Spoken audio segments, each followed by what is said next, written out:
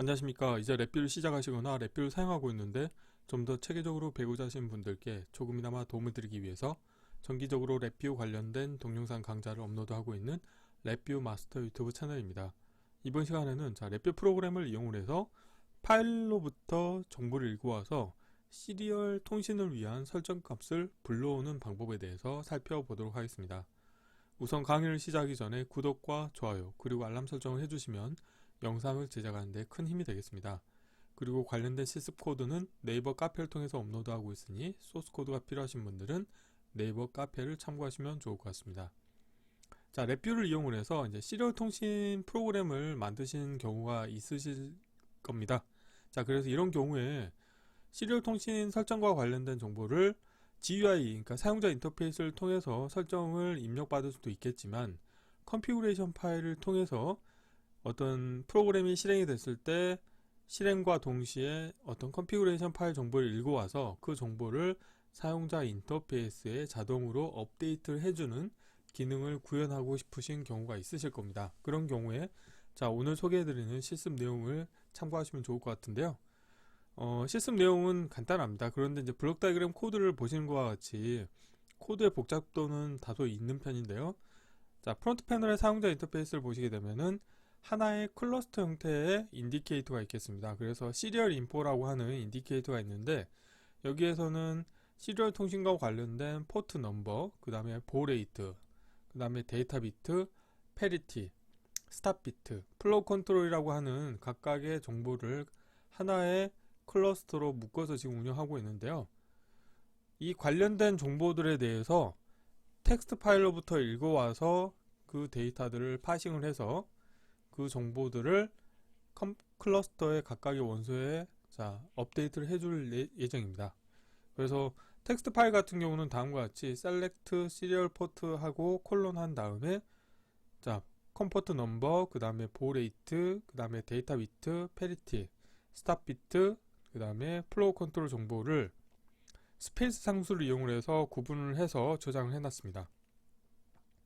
블록 다이그램 코드를 보시게 되면은 이제 파일 대화 상자를 이용을 하고 어플리케이션 디렉토리 함수를 이용을 해서 관련된 VI가 실행이 되면은 별도의 다이로그 창이 떠서 내가 불러오고자 하는 파일의 절대 경로를 지정하실 수가 있게 되어 있고요.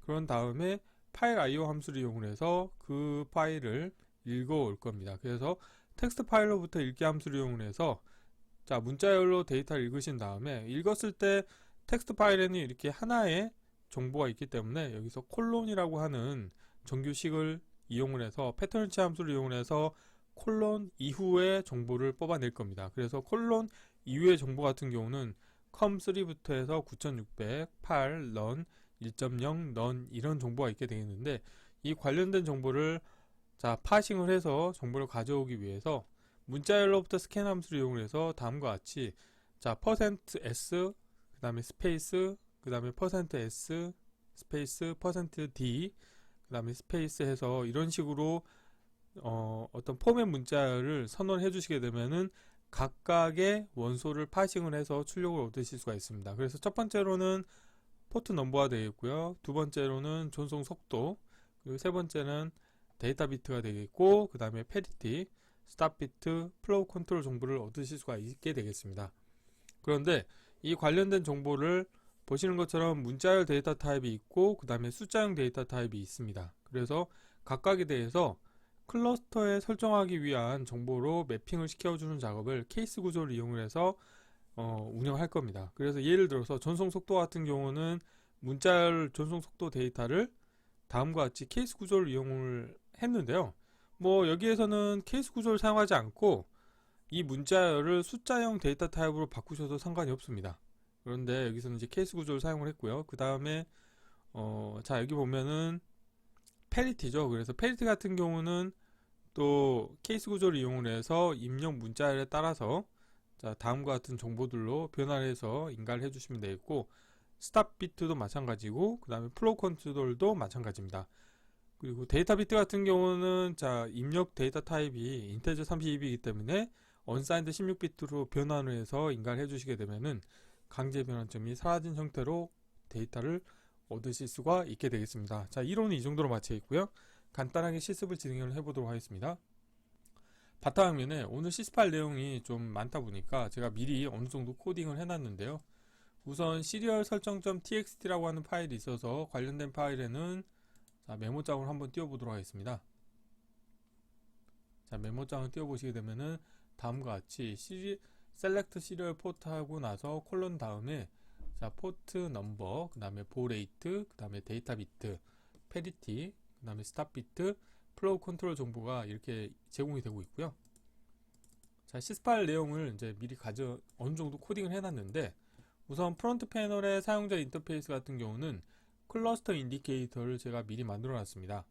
자, 그래서 클러스터 인디케이터 같은 경우 만드는 방법은 어떻게 하냐면, 우선 블록 다이그램 코드를 가시게 되면 결국에는 시리얼 통신과 관련된 컨피그레이션을 설정을 해야 되기 때문에 어떤 함수를 참고를 해야 되냐면, 자, 블록 다이그램의 함수 팔레트에서 인스트루먼트 IO에 가보시게 되면은 시리얼이라고 하는 카테고리가 있고요. 여기에 비자 시리얼 포트 설정이라고 하는 함수가 있습니다. 그래서 결국에는 이 비자 시리얼 포트 설정 값을 내가 GUI를 통해서 입력받은 정보를 가지고 세팅을 해줘야 됩니다. 그래서 여기 보면은 전송 속도도 있고요. 그 다음에 자, 데이터 비트가 있고, 그 다음에 페리티 같은 게 있는데, 페리티에서 상수를 만들어 보시면은 다음과 같이 페리티는 none, odd, even, mark, space라고 하는 정보들 중에 하나를 선택하실 수가 있기 때문에 관련된 정보들을 이 함수를 이용을 해서 참고하시면 되겠습니다.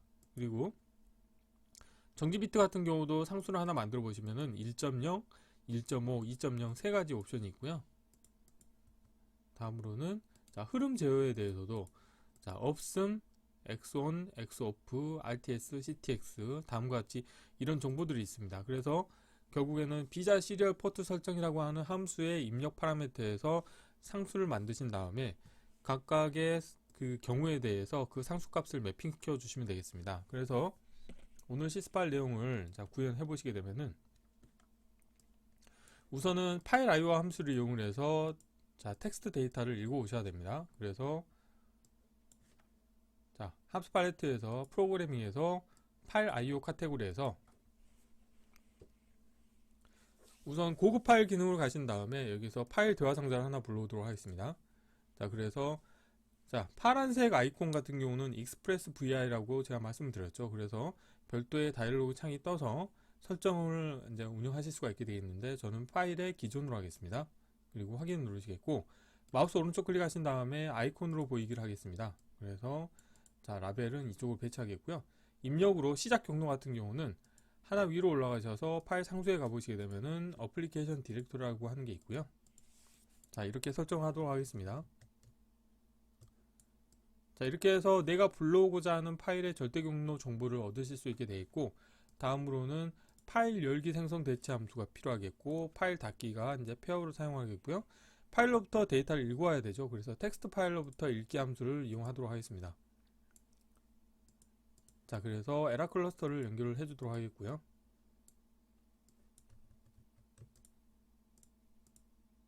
자, 다음과 같이 연결하겠습니다. 그리고 자, 파일 경로 정보 연결해 주도록 하겠습니다. 자, 입력으로 동작에서는 자, 오픈을 하겠고요. 자, 접근에서도 상수를 만들고 리드 온리로 하겠습니다. 자, 이렇게 하시겠고요. 자, 주석으로 파일 열기 생성 대체라고 표현하겠고요. 다음으로는 텍스트 파일로부터 읽기라고 하는 함수가 되겠죠. 자, 이렇게 하시면 되겠고요. 그리고 마지막으로는 파일 닫기 함수가 되겠습니다. 자, 3개를 선택하신 다음에 위쪽 경계로 맞춰 주시겠고요. 자, 참조 번호를 연결해 주도록 하겠습니다. 자, 텍스트 파일로부터 읽기 함수를 이용해서 문자열로 데이터를 얻으시게 되겠는데, 여기서는 정보가 아주 간단하죠. 그래서 문자열 카테고리에서 패턴치 함수를 이용을 하셔가지고 자, 라벨 보이게 하겠습니다. 자, 정규식은 콜론으로 하시면 되겠죠. 그래서 콜론을 기준으로 해서 이후에 데이터를 취하시면 되겠습니다. 자, 그래서 이후에 데이터를 취했는데 이거를 문자열로부터 스캔이라고 하는 함수를 이용해서 내가 취한 문자열로부터 의미 있는 정보들을 파싱을 해올 겁니다. 그래서 문자열로부터 스캔 함수를 하나 불러오시겠고요. 자, 라벨 보이게 하겠습니다. 이렇게 해볼까요? 아래쪽으로 배치하겠고요. 자, 입력으로는 이후 문자열을 연결을 해주도록 하겠습니다.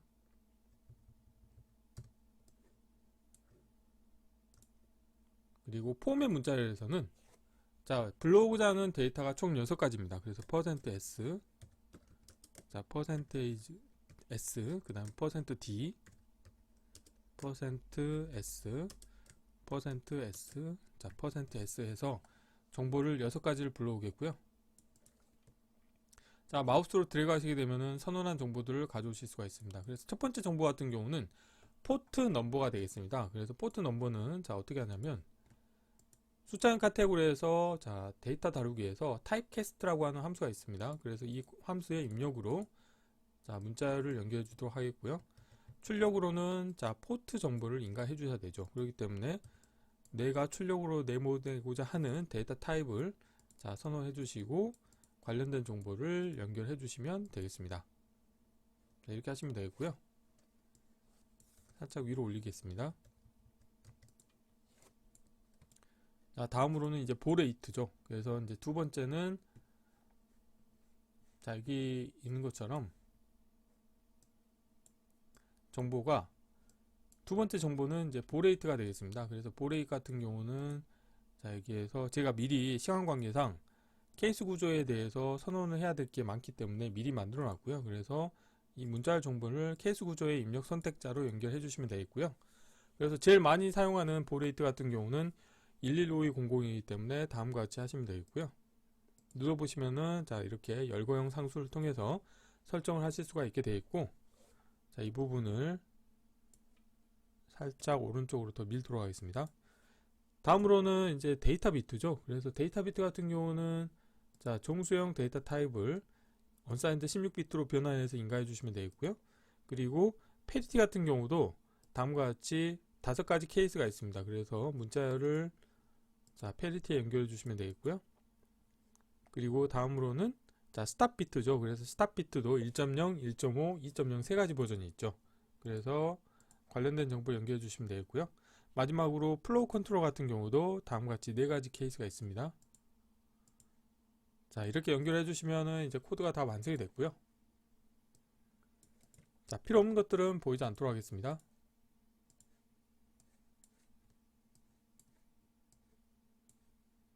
현재는 클러스터 인디케이터의 정보가 제대로 된 게 없는데요. 자, 실행하시게 되면은 자, 시리얼 설정.txt를 불러오시겠습니다. 불러오시면은 포트는 com3이고 보레이트는 9600이고 데이터 비트는 8, 그 다음에 패리티는 넌이고 스탑 비트는 1.0, 플로우 컨트롤은 넌이라고 하는 값으로 설정을 하실 수가 있게 되겠습니다. 뭐 예를 들어서 자, 메모장을 띄워 놓으시고요. 여기서 정보를 바꾸시면 되겠죠. 컴포트를 뭐 com5로 하겠고요. 그 다음에 뭐 115200으로 하겠다. 자, 이렇게 해서 저장하신 다음에 실행하시게 되면은 컴포트가 5고 보레이트가 115200으로 바뀌는 것을 확인하실 수가 있게 되겠습니다. 자, 그래서 이번 시간에는 간단하게 래피 프로그램을 이용을 해서 텍스트 파일에 저장되어 있는 시리얼 정보를 자, 읽어와서 시리얼 설정 값을 자, 설정해주는 그런 간단한 실습을 진행을 해봤는데, 이때 주로 사용한 함수가 문자열로부터 스캔 함수를 이용해서 데이터를 파싱을 하였습니다. 자, 이번 강좌는 이상으로 마치겠습니다. 감사합니다.